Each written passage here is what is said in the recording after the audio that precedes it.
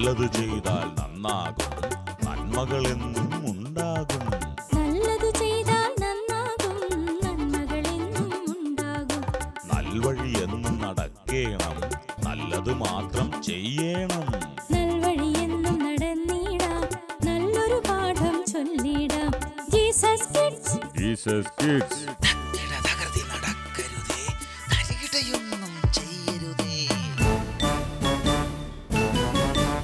കണ്ണിനും കാതിനും ഇമ്പവും ഹൃദ്യവുമായി മാറുന്ന ജീസസ് കിഡ്സിലേക്ക് എല്ലാ കൊച്ചു കൂട്ടുകാർക്കും സ്വാഗതം.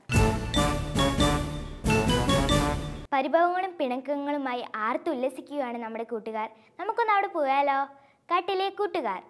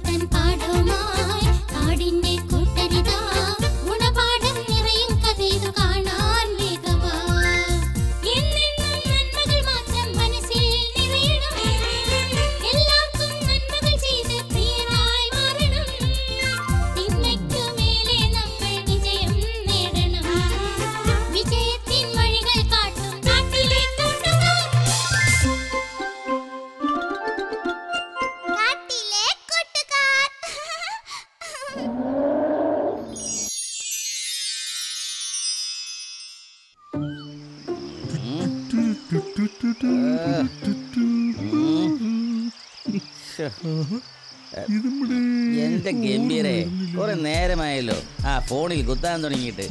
എന്താ നീ കാണിക്കുന്നേ? നിന്നെ പോലുള്ള അറുപഴഞ്ചന്മാരോടൊന്നും ഇതിനെ പറ്റി പറഞ്ഞ മനസ്സിലാവില്ലേ? ഇതൊക്കെ എന്നെ പോലുള്ള ന്യൂജൻ പിള്ളേർക്ക് പറഞ്ഞിട്ടുള്ളതാണേ. നീ വലിയൊരു പരിഷ്കാരി. എന്നാലും പറയേ, നീ എന്താ ഈ കാണിക്കുന്നേ? എന്റെ പപ്പീസ്, ഞാൻ ഫേസ്ബുക്കിൽ ചാറ്റിംഗ്, ചീറ്റിംഗ്, കോളിംഗ്, പോക്കിംഗ്, അങ്ങനെ പലതും അങ്ങനെ പലതും ചാറ്റിയും ചീറ്റിയും അവസാനം തല്ല് നീ എനിക്ക് കൂടി മേടിച്ചു തരുമോ? നീ പേടിത്തോണ്ട് തന്നെ കേട്ടോ. നോക്ക് നമ്മുടെ ഫേസ്ബുക്കിൽ ഉണ്ട്. അത് നിന്നെ പോലെ ചാറ്റാനും ചീറ്റാനും തട്ടിപ്പ് കാണിക്കാനും അവസാനം മുട്ടനിടി വാങ്ങാനും അല്ല. നല്ല എന്തെങ്കിലുമൊക്കെ ലക്ഷ്യം കാണും സാറിന്, മനസ്സിലായോ? എന്തെങ്കിലും ആട്ടെ, ഈ ഫേസ്ബുക്ക് വെച്ച് നമ്മുടെ വയറ് നിറയ്ക്കാനുള്ള എന്തെങ്കിലും വഴി നമുക്ക് കണ്ടുപിടിക്കണം. നല്ല തട്ടിപ്പും കാണിക്കാനായിരിക്കും അല്ലേ? എങ്ങനെ മനസ്സിലായി? എന്റെ ഗംഭീരെ, ഞാൻ നിന്റെ കൂടെ കൂടിയ കാലം തൊട്ട് കണ്ടു തുടങ്ങിയതല്ലേ നിന്റെ ഈ തട്ടിപ്പുകളൊക്കെ. ഈ തട്ടിപ്പും വെട്ടിപ്പും അല്ലാണ്ട് നിന്റെ കുരുട്ട് ബുദ്ധിയിൽ വേറൊന്നും വരില്ലെന്ന് എനിക്കറിഞ്ഞൂടെ. ഒരു ഗുണമില്ലെങ്കിലും നീ എന്റെ പാർട്ണർ ആയതുകൊണ്ട് മാത്രമാണ് ഞാനൊന്നും പറയാത്തത്. ക്ഷമിക്ക് ഗംഭീര, ക്ഷമിക്ക്. ഞാനൊരു തമാശ പറഞ്ഞതല്ലേ, അപ്പോഴേക്കും പിണങ്ങിയോ? നിന്റെ പ്ലാൻ എന്താണെന്ന് പറ. ഈ ഫേസ്ബുക്ക് വെച്ച് നമ്മൾ എങ്ങനെ പണം ഉണ്ടാക്കുമെന്നാ പറയുന്നത്? എല്ലാ മേഖലയിലും ഒരു തട്ടിപ്പിന്റെ സാധ്യത ഒളിഞ്ഞു കിടപ്പുണ്ട്. ഞാൻ ഈ കാര്യത്തിൽ ഒരുപാട് റിസർച്ച് ചെയ്തിട്ടുള്ളതല്ലേ. അത് കണ്ടെത്തുക എന്നതാണ് നമ്മിപ്പോഴുള്ള തട്ടിപ്പുകാരുടെ ലക്ഷ്യം. അപ്പൊ പ്ലാൻ ഒന്നും ആയില്ലല്ലേ? ഇല്ലെന്നേ, പക്ഷെ ഉടനെ ആവും. ഏതെങ്കിലും മണ്ടൻ നമ്മുടെ വലയിൽ വന്ന് ചാടാതിരിക്കില്ല.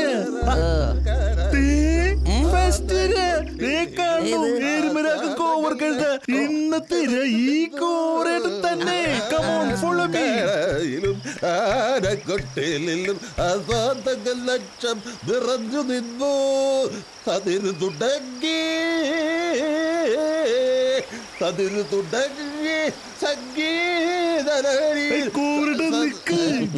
രാവിലെ തന്നെ ഗംഭീരെ, കുളിക്കാനാണെങ്കിൽ കോവറേട്ടന്റെ വീടിന്റെ തൊട്ട് താഴെ തന്നെയല്ലേ പുഴയുള്ളത്.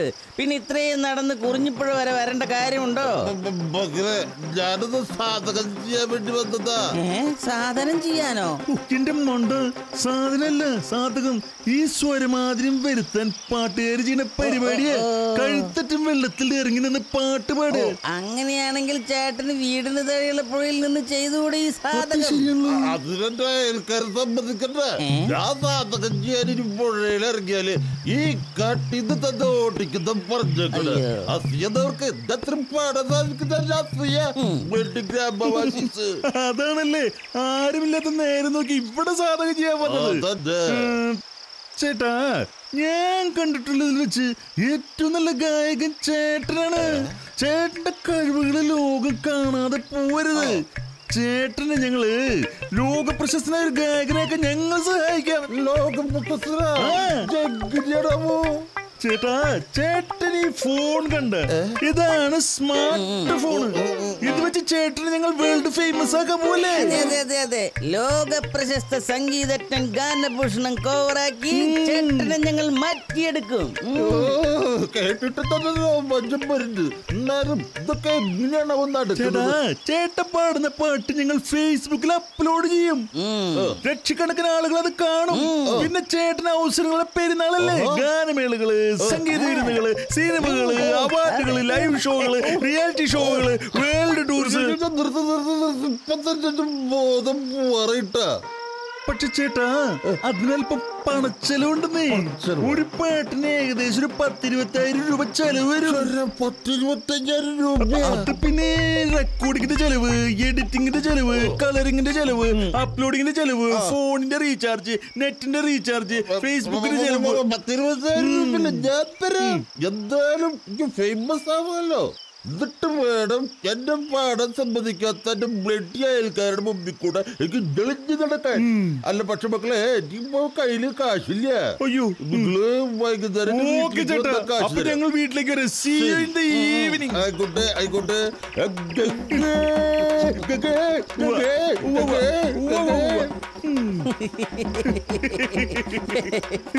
എന്റെ ഗംഭീരെ, ഞാനൊരു സത്യം പറയട്ടെ, എനിക്കൊന്നും മനസ്സിലായില്ല കേട്ടോ. ഇതിൽ കാര്യമായിട്ടൊന്നും മനസ്സിലാക്കല്ലേ മിസ്റ്റർ പപ്പീസ്. നമ്മളാ തിരുമണ്ടം കഴുതിനെ പറ്റിച്ച് കുറെ കാശുണ്ടാക്കാൻ പോവാ. നിന്നെ ഞാൻ സമ്മതിച്ചിരിക്കുന്നു. എത്ര പെട്ടെന്ന് ആ കോറേട്ടനെ നീ വിദഗ്ധമായി പറ്റിച്ചത്. Don't underestimate the power of the Gambhir mister puppies. നീ നിന്റെ ഒടുക്കത്തൊരു ഇംഗ്ലീഷും എനിക്കൊന്നും മനസ്സിലാവുന്നില്ലെന്ന് നീ വിചാരിക്കണ്ട കേട്ടോ. വേഗമാന്നല്ലോ നീ പറഞ്ഞൊരർത്ഥം. ഓ, നീ ആത്മാർത്ഥമായിട്ട് മണ്ടനാണല്ലേ. തൽക്കാലം നീ വേഗം വാ. ശരി നടക്ക്. ആ മക്കളെ, വായന നല്ലൊരു ശീലമാണ്. ഈ ഇന്റർനെറ്റ് യുഗത്തിലും നിങ്ങളെ പോലുള്ളവർ പുസ്തകങ്ങൾ വായിക്കുന്നത് കാണുമ്പോൾ അതിയായ സന്തോഷമുണ്ട്. ഈ പുസ്തകങ്ങൾ വായിക്കുമ്പോൾ കിട്ടുന്ന സുഖമൊന്നും ഒരു ഇന്റർനെറ്റിലും തരാൻ കഴിയുന്നില്ല. ആ പറഞ്ഞത് ശരിയാണ് കേട്ടോ. സാറേ, സാറിന്റെ സഹായം കൊണ്ടാണ് കപിലിന്റെ അനുജന് ജീവൻ തിരിച്ചു കിട്ടിയതെന്ന് കപിൽ പറഞ്ഞിരുന്നു. അവൻ എന്താണ് സാറേ പറ്റിയത്? അതോ, സ്കൂളിൽ പോകുന്ന വഴി ഒരു വണ്ടി അവൻ ഇടിച്ചിട്ട് നിർത്താതെ പോയി. അവനെ ആശുപത്രിയിൽ എത്തിച്ചപ്പോഴേക്കും ഒരുപാട് വൈകി. അവന് മാരകമായ പരിക്കുകളുണ്ടായിരുന്നു. പാവം, കപിലിന്റെ കുടുംബത്തിന് താങ്ങാനാകുന്നതിലും അധികമായിരുന്നു ഓപ്പറേഷന്റെ ചെലവുകൾ. അയ്യോ, എന്നിട്ട് ഞാൻ ഫേസ്ബുക്കിൽ ഒരു പേജ് ഉണ്ടാക്കി കപിലിന്റെ അനിയന് വേണ്ടി പലരോടും ചികിത്സാ സഹായം അപേക്ഷിച്ചു. അങ്ങനെ കുറേ നല്ല മനസ്സുകളുടെ സഹായം കാരണം അവന് ജീവൻ തിരിച്ചു കിട്ടി. അപ്പോ ഈ സോഷ്യൽ മീഡിയാസ് വളരെ നല്ലതാണല്ലേ? എല്ലാ മാധ്യമങ്ങൾക്കും അതിൻ്റെതായ ഗുണങ്ങളും ദോഷങ്ങളുമുണ്ട്. നാം അത് മനസ്സിലാക്കി വിവേകത്തോടെ ഉപയോഗിക്കുന്നതാണ് ഏറ്റവും നല്ലത്. സാറേ, നമ്മുടെ ഗംഭീരം പപ്പീസും പുതിയ ഫോണൊക്കെ വാങ്ങി ഫുൾ ടൈം കറങ്ങി നടപ്പാം. അവരുടെ കയ്യിൽ ഒരുപാട് കാശും വന്നു പോകുന്നുണ്ട്. ശരിയാ സാറേ, പലപ്പോഴും അവര് ജംഗിൾ പാലസ് 5 സ്റ്റാർ ഹോട്ടലിൽ നിന്ന് ഇറങ്ങി വരുന്നത് ഞാൻ കണ്ടിട്ടുണ്ട്. മക്കളെ, നമ്മൾ നമുക്കറിയാത്ത കാര്യങ്ങളെപ്പറ്റി വെറുതെ ആരോപണങ്ങൾ ഉന്നയിക്കാൻ പാടില്ല. അതും വലിയൊരു തെറ്റാണ് കേട്ടോ. സാർ, സാരമില്ല, നിങ്ങളുടെ ഉദ്ദേശശുദ്ധി എനിക്കറിയാം. ഞാൻ നോക്കിക്കൊള്ളാം. നിങ്ങൾ ചെല്ലേ, എനിക്ക് ആ കപിലിന്റെ വീട് വരെ ഒന്ന് പോകണം. സാർ, ഞങ്ങൾ ഇന്നലെ പോയതാ. എന്നാലും ഞങ്ങളുടെ അന്വേഷണം പറഞ്ഞേക്കണേ. ഓ ശരി ശരി, എങ്കിൽ നാളെ കാണാം. ഈ പുസ്തകങ്ങൾ വായിച്ച് ഒരു ആസ്വാദനക്കുറിപ്പ് നാളെ നിങ്ങൾ എനിക്ക് തരണം കേട്ടോ. Okay, by.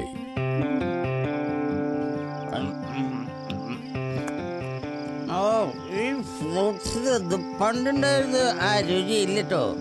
അയ്യടാ, കഞ്ഞി കുടിക്കാൻ വകയിലാണ്ട് തേരപരം നടന്നവനെ രുചി പോരാന്ന് ഉള്ളത് വായിൽ കുത്തിക്കറ്റാൻ നോക്ക്. അല്ല പിന്നെ നിനക്ക് ആ പഴയ ഹ്യൂമർ സെൻസ് ഒക്കെ എവിടെ പോയി നിന്റെ? ഞാനൊരു തമാശ പറഞ്ഞതല്ലേ. ഈയടാ അവന്റെ ഒരു അണിഞ്ഞ തമാശ എന്നെ കൊണ്ട് കൂടുതൽ പറയിപ്പിക്കാതിരിക്കുന്നതാ നിനക്ക് നല്ലത്, മനസ്സിലായോ? എന്റെ ഗംഭീര, നീ ക്ഷമിക്ക്. പിന്നെ ഞാനൊരു കാര്യം ചോദിച്ചാ നീ ചൂടാകുമോ? നീ അത് ചോദിക്കേ, ചൂടാവണോ വേണ്ടോന്നൊക്കെ ഞാനത് കേട്ടിട്ട് തീരുമാനിക്കാം. നിന്റെ കയ്യിലിരിക്കുന്നത് പോലുള്ളൊരു ഫോൺ നീ എനിക്ക് വാങ്ങി തരാമോ? എന്തിനത്? വെറ്റിലേല് ചുണ്ണാമ്പ് തേക്കിട പോലെ ചുമ തോണ്ടിക്കൊണ്ടിരിക്കാനാണ്. അങ്ങനൊന്നും പറയാതെ അത് ഉപയോഗിക്കാനൊക്കെ ഞാൻ പഠിക്കാം. നീ ഒന്ന് വാങ്ങിത്താ. ഇതൊക്കെ ഉപയോഗിക്കുന്നത് കാണുമ്പോ എനിക്ക് കൊതിയാവുന്നു. ഓക്കെ, ശരി ശരി, നീ വേഗം കഴിക്ക്. എന്നിട്ട് വേണം നമുക്ക് ആ മണ്ടൻ കോറിന്റെ അടുത്ത് പോയിട്ട് വീണ്ടും വീണ്ടും കാശ് വാങ്ങാനായിട്ട്. ഓഹോ, അത് ശരി. അപ്പോൾ പീലിയും മോട്ടുവും പറഞ്ഞത് വളരെ ശരിയായിരുന്നു. ഇവന്മാർ പുതിയ എന്തോ തട്ടിപ്പുമായി ഇറങ്ങിയിരിക്കുകയാണ്. അല്ല, ഇനി ആ കോവരേട്ടൻ നമുക്ക് കാശ് വല്ലതും തരുമോ? ഇപ്പം തന്നെ നമ്മൾ കൊറേ കാശ് ആ തിരുമണിന്റെ കയ്യിൽ നിന്ന് വാങ്ങിയില്ലേ? ഓ, അതൊക്കെ നീ ഗംഭീർന്ന് വിട്ടേക്കുന്നത്. നമ്മൾ ഉടൻ തന്നെ ആ മണ്ടൻ കടുവയുടെ വീട്ടിൽ പോണം. എന്നിട്ട് ചേട്ടന്റെ പാട്ട് കേട്ട് കുറെ സിനിമാ സംവിധായകർ വിളിച്ചു. അവർക്ക് സിനിമയിൽ ചേട്ടൻ പാടണമെന്ന് പറഞ്ഞു എന്നൊക്കെ പറയും. പിന്നെ അവർ ചേട്ടന്റെ കൂടുതൽ പാട്ടുകൾ അവർ ആവശ്യപ്പെട്ടു എന്നും പറയും. അപ്പോൾ ആ ആനമണ്ടൻ നമുക്ക് വീണ്ടും വീണ്ടും കാശ് തരും. അങ്ങനെ അങ്ങനെ നമ്മൾ കോടീശ്വരന്മാരാകും. കോവരേട്ടൻ ലക്ഷപ്രഭുവാകും. അതെങ്ങനെ കോവരേട്ടൻ ലക്ഷപ്രഭുവാകുന്നത്? ഓ, അയാൾ ഇപ്പൊ കോടീശ്വരനല്ലേ. നമ്മൾ അയാളെ പറ്റിച്ച് പറ്റിച്ച് പറ്റിച്ച് ഒരു ലക്ഷപ്രഭുവാക്കി മാറ്റും. നിനക്ക് മാത്തമാറ്റിക്സ് അറിയില്ലല്ലേ? പിന്നെ നമ്മളായിരിക്കും ഈ കേട്ടില് പുതിയ കോടീശ്വരന്മാര്. നിന്റെ ബുദ്ധി ഞാൻ സമ്മതിച്ചിരിക്കുന്നു ഗംഭീര. എന്നാലും നീ കോവരേട്ടന്റെ പാട്ടൊക്കെ ഈ ഫേസ്ബുക്കിൽ കേട്ടാറുണ്ടോ? എവിടുന്ന്? ചുമ്മാ മണ്ടനെ പറ്റിക്കാൻ വേണ്ടി മാത്രം പാട്ട് ഞാൻ റെക്കോർഡ് ചെയ്യും. അത് തന്നെ കിലോ കണക്കിന് പഞ്ഞി ചെവിയിൽ തിരികട്ടെ ഞാൻ റെക്കോർഡ് ചെയ്യ. ആ മണ്ടന്റെ കഴുതരകം കേൾക്കാതിരിക്കാനായിട്ട്. നീ ഒരു സംഭവമാണ് കേട്ടോ. അതന്നെ ഇടയ്ക്ക് ഇടയ്ക്ക് ഇങ്ങനെ ഓർമ്മിപ്പിക്കേണ്ട കാര്യമില്ലേ? എനിക്കറിയാം ഞാനൊരു സംഭവമാണെന്ന്. ശരി ശരി ശരി. അപ്പോ എന്റെ ഫോണിന്റെ കാര്യം എങ്ങനെയാ? ഇന്ന് ആ മണ്ടൻ തരുന്ന കാശ് കൊണ്ട് നാളെ തന്നെ നിനക്കൊരു ഫോൺ ഞാൻ വാങ്ങി തരും. അത് മതി, അത് മതി. Thank you Gambhir. എന്നാ നമുക്ക് വേഗം പോകാം, വെറുതെ നേരം കളയാം. Okay, this is the road to coworkers house. Come on മോൻ. എന്ന് വെച്ചാൽ എന്താണ്? എന്ന് വെച്ചാ ഒന്ന് വേഗം വരാം മണ്ടൻ പപ്പീസ്. അല്ല പിന്നെ. ഓഹോ, അപ്പോൾ അതാണ് കാര്യം. ഇവന്മാരിങ്ങനെ വിട്ടാൽ ശരിയാകില്ലല്ലോ. വഴിയുണ്ട്. ഹലോ,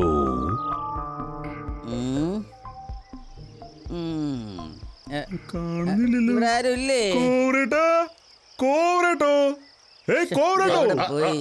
നിങ്ങള് എത്തിയല്ലേ? എന്റെ കോവരേട്ടാ, ഞങ്ങളൊരു സീരിയസ് കാര്യം പറയാനായിട്ട് കിട്ടു വന്നത്. സീരിയസ് ആണോ? ചേട്ടന്റെ പാട്ട് കേട്ടിട്ടുണ്ടല്ലോ. എന്റെ പാട്ട് കേട്ടിട്ട് സിനിമ സംവിധായകൻ വിളിച്ചല്ലേ? അതെങ്ങനെ മനസ്സിലായി? എനിക്ക് സിനിമയിൽ അവസരം തരാന്ന് പറഞ്ഞില്ലേ?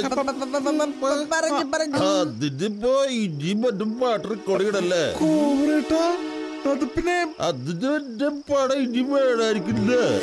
കോവരേട്ടൻ എന്തോ ഒരു അർത്ഥം വെച്ച് സംസാരിക്കുന്നത് പോലെ.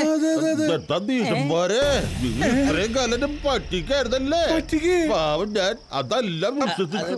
മമ്മസാറ് വിളിച്ചു പറഞ്ഞില്ലായിരുന്നെങ്കിലേ നിങ്ങൾ പറയുന്ന ദോടകൾ കേട്ട് ഞാൻ കഷ്ടപ്പെട്ടുണ്ടെങ്കിൽ പണം കളഞ്ഞത്. എന്റെ പൊന്നു കോവരേട്ടാ, ഞങ്ങളോട് ക്ഷമിക്ക്. ഒരു അബദ്ധം പറ്റിയതാണ്. അബദ്ധം പോലും ഇനി നിങ്ങളോട് ക്ഷമിക്കണോ വേണ്ടത് തീരുമാനിക്കേണ്ടത് ഞാനല്ല.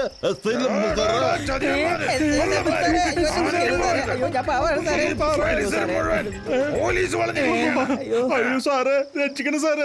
സാറേ ക്ഷമിക്കണേ സാറേ. ഒരു അബദ്ധം പറ്റിയതാ. ഒന്ന് പറയൂ കോവരേട്ടാ, പ്ലീസ് കോവരേട്ടാ. പഠിക്കേണ്ട പ്രായത്തിൽ പഠിക്കാതെ തട്ടിപ്പും കൊണ്ട് നടക്കുന്നു.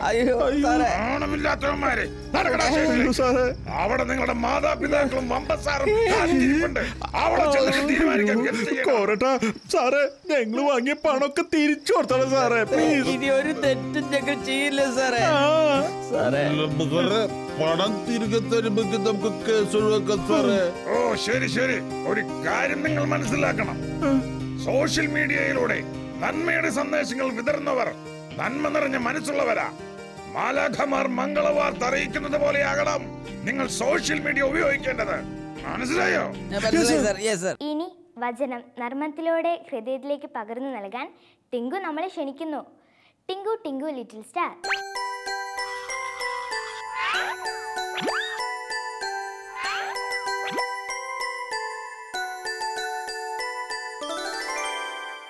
ഹായ് കൂട്ടുകാരെ. ഹായ് ടിങ്കു. ഹായ് കൂട്ടുകാരെ. Hi uncle. ഓക്കെ ടിങ്കു, എന്തൊക്കെയാ പുതിയ വിശേഷങ്ങളൊക്കെ? അങ്കിൾ, ആ ഞാനൊരു തീരുമാനമെടുത്തു. അതെന്ത് തീരുമാനം നീ എടുത്തത്? ഞാൻ ഇനി മുതൽ എന്ന് പ്രാർത്ഥിക്കും. ഓ അത് ശരി. അപ്പം ഇത്ര നാളും പ്രാർത്ഥിക്കില്ലായിരുന്നോ? ഞാൻ എന്ന് പ്രാർത്ഥിക്കായിരുന്നു, പക്ഷെ ഇന്നാണ് പ്രാർത്ഥനയെ കുറിച്ച് മനസ്സിലായത്. ഓ ഇന്നാണ് യഥാർത്ഥത്തിൽ പ്രാർത്ഥനയെക്കുറിച്ച് മനസ്സിലായതല്ലേ? അതെ. ഓക്കെ, അതെന്താ അങ്ങനെ ചിന്തിക്കാനുള്ള കാരണം? ഞാനൊരു വചനം പഠിച്ചു. ഓ വചനം പഠിച്ചപ്പോഴാണ് മനസ്സിലായത്. ഓക്കെ, വചനത്തിൽ എന്താ കണ്ടത്? പ്രാർത്ഥനയിൽ പൂർണ്ണ സ്ഥിരതയുള്ളവരാകുവിൻ. ഓ പ്രാർത്ഥനയിൽ പൂർണ്ണ സ്ഥിരതയുള്ളവരായി തീരുവിൻ. ശരിയാണ്. ഇതാര് പറഞ്ഞതാ?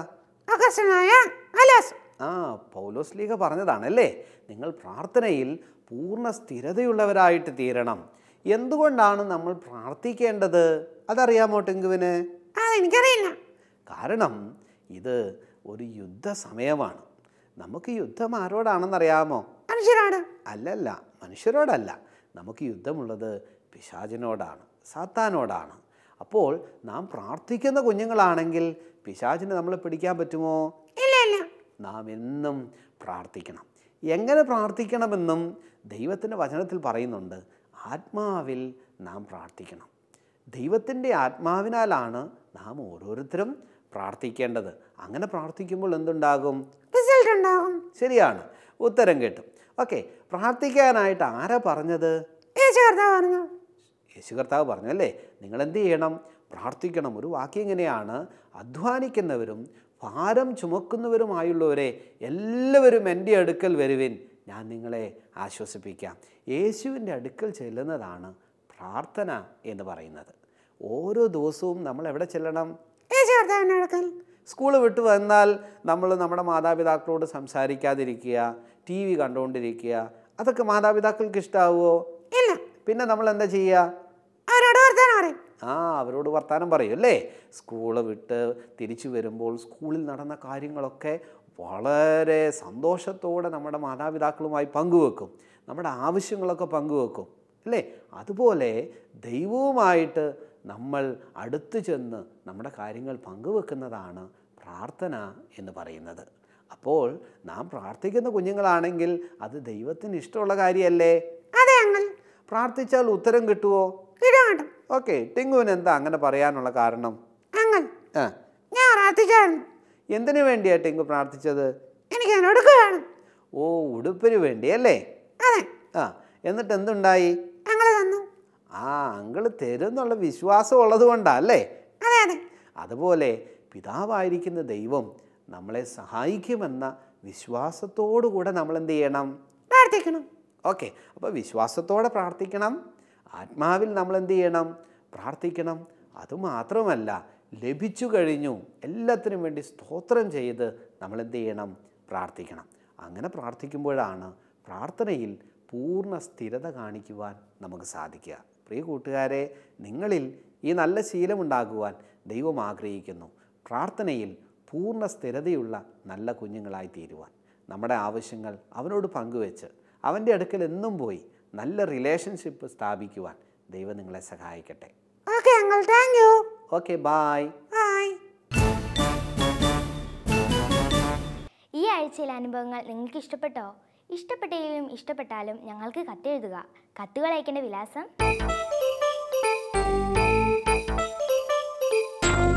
ഞങ്ങളുടെ വിലാസം: the producer, Jesus Kids, Shalom TV, Peruvannamuzhi PO, Kozhikode.